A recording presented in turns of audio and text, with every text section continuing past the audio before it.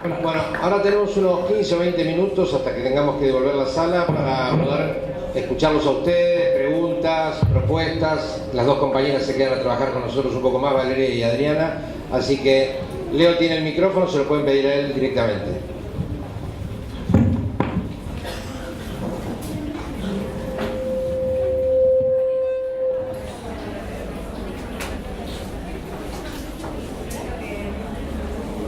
Esto que plantea Valeria acerca de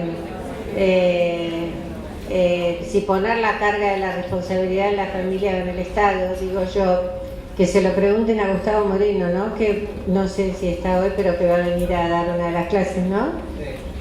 Porque precisamente en su función como defensor de niños de la asesoría tutelar de la ciudad, por cambiar el peso de la responsabilidad de lo que tradicionalmente hacían los defensores de menores dentro del aparato judicial, que era responsabilizar y culpabilizar a la familia y exigir a la familia poner en ellos toda la carga de garantizar la vida de sus hijos, mientras el Estado obviamente le sacaba trabajo a los padres, no le daba derecho a la salud y todo esto.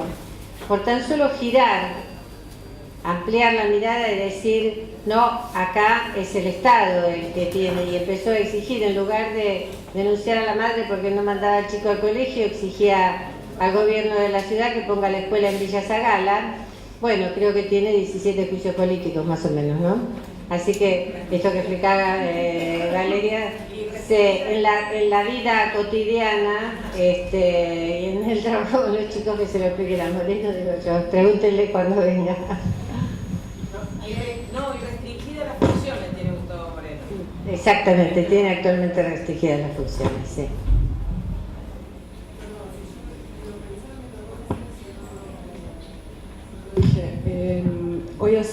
Hoy se cumplen 12 años de la segunda desaparición de Julio López, que sigue sin resolverse.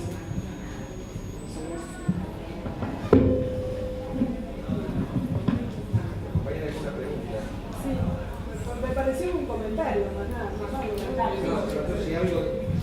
algo de lo humano histórico, social. Simplemente porque como pusiste naturaleza humana, digo, bueno, sí. Me parece que todo lo humano, lo cultural y político, no hay nada que no sea así. Sí, sí. Igual es porque como en general cuando se mira la infancia se privilegian ciertos marcadores que tienen que ver con la biología, con el carácter, por ejemplo, inmaduro en relación a la reproducción sexual, y de ese carácter biológico que está presente se derivan como naturales las características sociales. Por eso me parecía que es importante señalarlo, porque en efecto sí, somos seres históricos, pero en ese punto específicamente por eso, ¿no?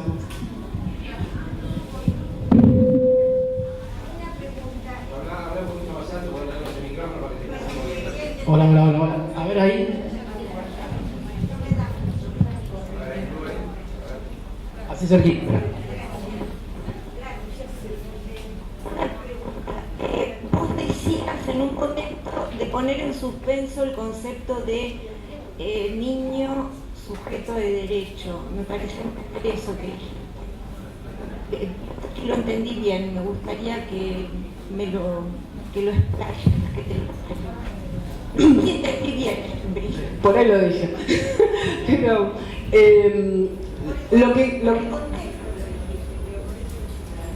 lo que quiero señalar con eso es que, en primer lugar, cuando decimos niño sujeto de derechos, tenemos que situar quién lo dice, en qué contexto y para qué. Porque si bien existe una perspectiva normativa, esa perspectiva normativa es interpretada por los actores y es interpretada con intencionalidad y es concretada en institucionalidades específicas. En ese sentido, a mí me gusta En su momento yo había usado la idea del significante vacío de Laclau hace muchos años para decir, bueno, la idea del niño sujeto de derecho funciona como un significante vacío.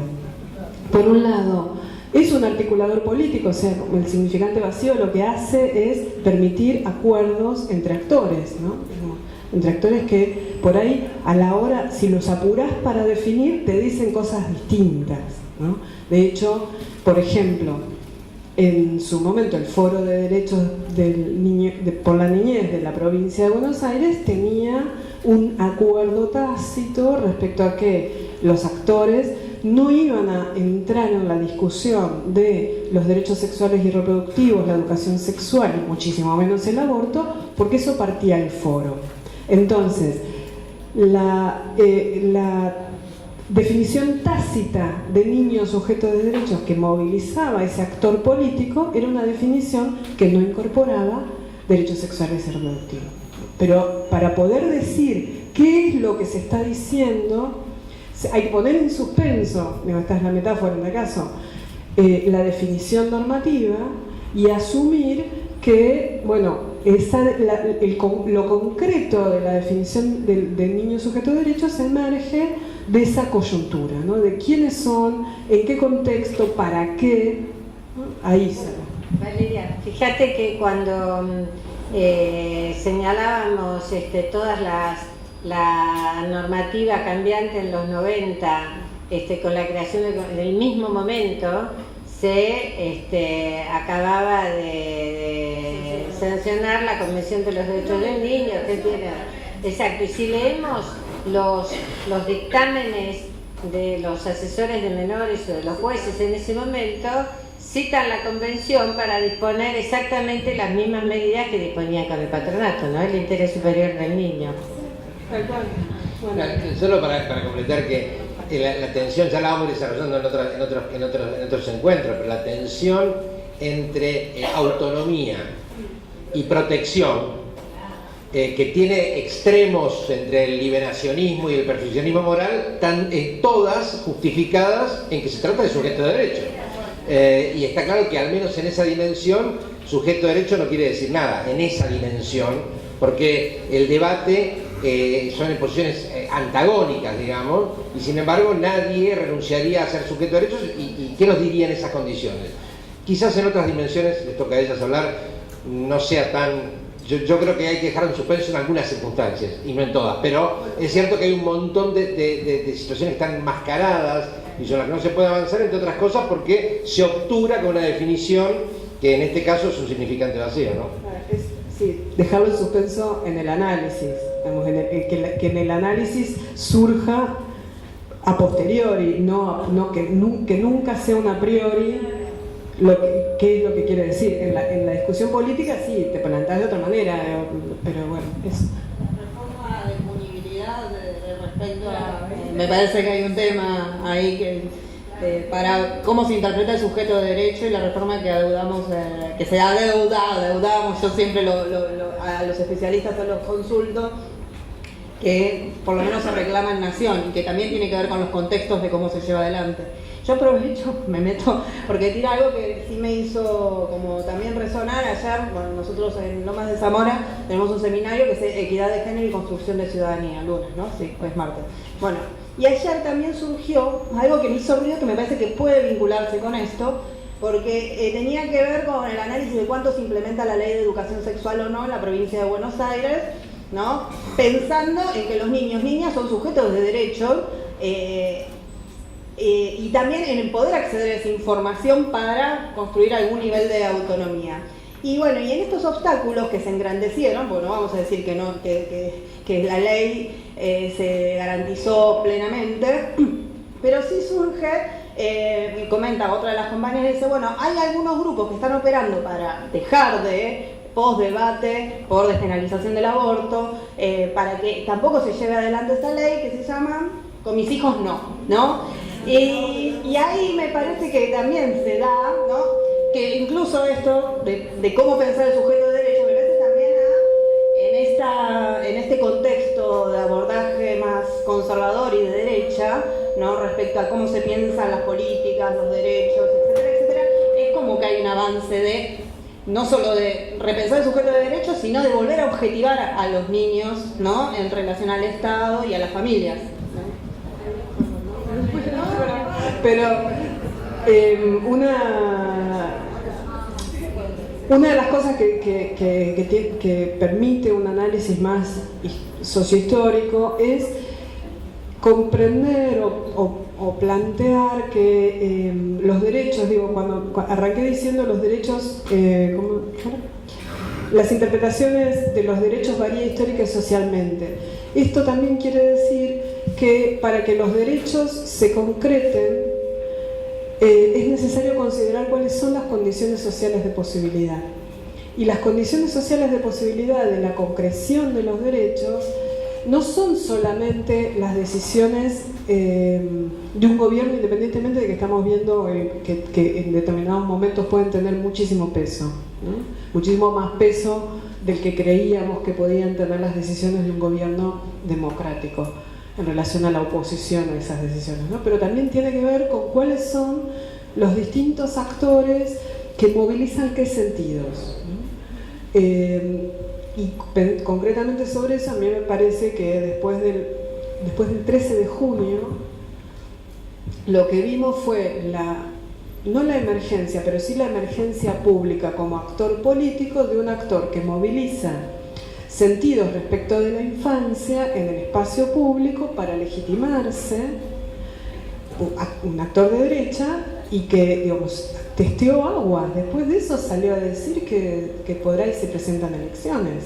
Digo, y Morena en México ganó en alianza con la Iglesia Evangélica. Y Dilma cayó por el peso de la Iglesia Evangélica. Digo, no son moco de pavo. Perdón de la categoría práctica.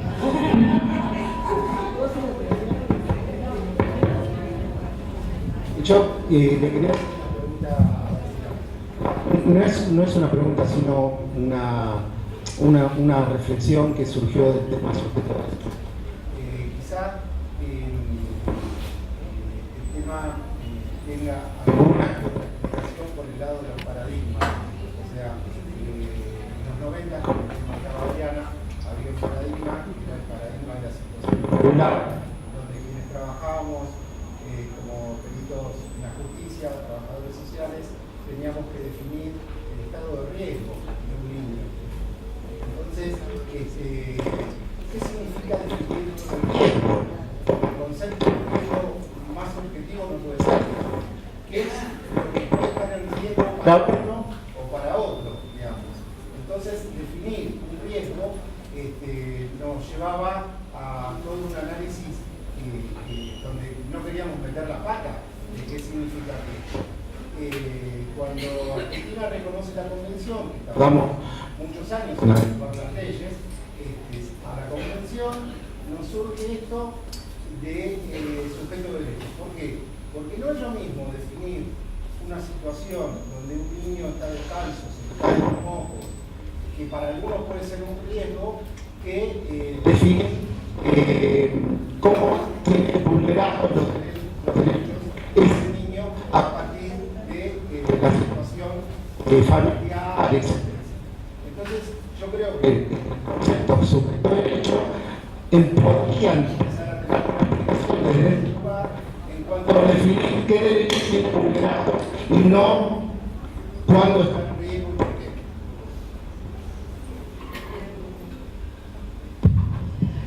Son justo dos conceptos que me son muy caros, el del paradigma y el de riesgo. Son cosas que trabajé en algún momento.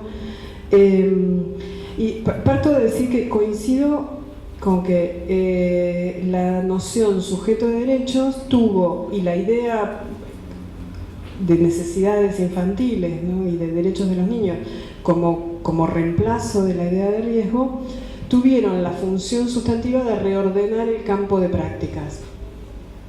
La idea de necesidades concretaba la idea de sujetos de derechos, porque en definitiva a la hora de la práctica nadie sabe que es un sujeto de derechos, pero a partir de movilizar la idea de la necesidad infantil y del interés superior del niño, aparecía un principio ordenador de transformación y de una guía. Eso me parece a mí. Ahora, respecto de la idea de la idea de riesgo. A mí personalmente no me gusta utilizar la idea de paradigma para pensar la transformación histórica, porque la idea de paradigma requiere demasiada sistematicidad interior. Entonces uno dice, bueno, como el tipo viene haciendo lo mismo que venía haciendo antes, pero ahora lo nombra dentro de otro esquema, y entonces, bueno, ¿dónde está? ¿Está en el paradigma nuevo? ¿Está en el paradigma viejo? ¿Qué vamos a considerar como distinto paradigma? ¿La categoría que utiliza para nombrar la práctica? ¿Otros aspectos de la práctica? ¿Qué es lo que vamos a...? No, pero aparece el Estado como responsable. Está bien, pero el Estado, digo, en la década del 90 se utilizaba la idea de los derechos de los niños para cargar en contra del Estado, de la misma manera que se cargaba en contra del Estado respecto de Entel y obras sanitarias, qué sé yo. Tenía esa equivalencia el debate. En ese sentido, a mí la idea de paradigma no me gusta. Y por otra parte, y por ahí, qué sé yo, los compañeros lo pueden decir mejor que yo, porque también fue una estrategia, la utilización de la idea de paradigma para decir, bueno, desde la convención para acá es el paradigma de los derechos, y de la convención para atrás, ese arco casi centenario de distintos modelos de Estado, de distintas ideas respecto de la política pública, de distintas formas de concretar los derechos. Todo eso es paradigma tutelar.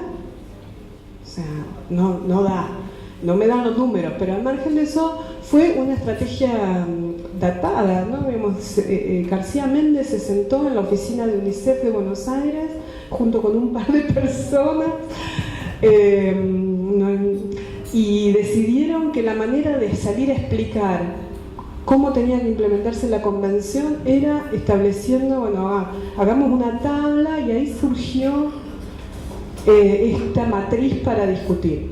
Y a mí, en mi investigación, digo, y esto, o sea, insisto, esto son lecturas personales, qué sé yo, cada uno lee como le parece, pero lo que yo me encontré es que la idea de paradigma servía para ordenar en buenos y malos, héroes y villanos, cosas bien hechas y cosas mal hechas, un campo que era mucho más heterogéneo. Y guió mal, orientó mal. A ver, es muy fácil decirlo ahora, pero orientó de una manera poco flexible lo que había que hacer. Entonces, qué sé yo, en el 2001 vos tenías gente que entraba a los institutos pateando las puertas, ¿no? Somos los salvadores del niño hoy, porque venimos con la Convención de Derechos, ¿no?, a transformar todo. Y se encontraban con los trabajadores que tenían que seguir trabajando ahí, y no eran el fantasma de Agote, qué sé yo. Como hay gente que trabaja mal en todas partes siempre, ¿no? Qué sé yo. Bueno. Pero esto es lo mismo que pensar la 26061 como salvador. Exacto. Y el modelo de ejecución se cae solo. Tal cual. Entonces, bueno. Tal cual, es complicado en ese sentido. Respecto de la idea de riesgo, tiene una trayectoria muy interesante, y hay un trabajito chico de Robert Castell que se llama precisamente de la peligrosidad del riesgo, que es muy lindo, está buenísimo. Una sola cosa para decir respecto de eso: el riesgo es subjetivo solamente cuando se lo utiliza en reemplazo de lo que los psicólogos o los médicos denominarían un criterio clínico. ¿Por qué? Porque el riesgo es, en realidad, un concepto estadístico. Esto es un concepto poblacional. No es un concepto que se puede utilizar a nivel individual. Cuando se utiliza el riesgo en la práctica individual, se lo está usando mal. este es el tema. Hay un trabajo divino de un epidemiólogo brasileño que se llama Naumar de Almeida Filo, que se llama Epidemiología sin riesgo. Un trabajo espectacular, es un librito de Lugar Editorial que la gente de la maestría de epidemiología de Lanús producía. Una discusión muy buena es esa, porque él la lleva al ámbito de la medicina y él dice, bueno, la medicina estadounidense que está colonizando las distintas formas de hacer prácticas en salud, utiliza el criterio de riesgo para guiar la entrevista. Entonces dice, bueno, a ver, vos tenés tal edad, tal sexo, pesás tanto, de acuerdo al riesgo poblacional, bueno, te voy a mandar a hacer tales chequeos porque vos tenés riesgo de padecer tal enfermedad. El riesgo no se puede distribuir al individuo, porque el riesgo en tal caso se construye sobre la base del individuo promedio, y el individuo promedio no existe, es una abstracción, es una construcción.